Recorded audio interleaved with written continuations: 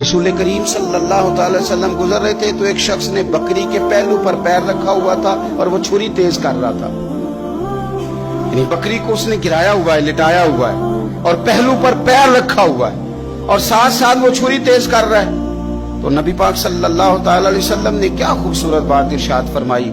हुजूर अलैहिस्सलाम फरमाने लगे, तुम इसे दो मौतें देना चाहते हो, दोहरी तकलीफ में गोया तुम मुब्तला करना चाहते हो, इसके सामने ही तुम छुरियां तेज कर रहे।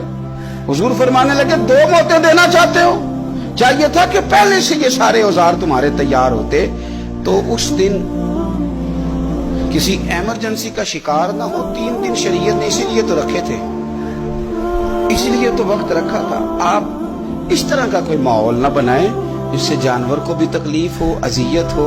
मैंने कहा कि मेरे करीम फरमाते हैं, रब ने हर चीज पर एहसान करना फर्ज किया। अच्छे तरीके से ज़िबा करें, छुरी को तेज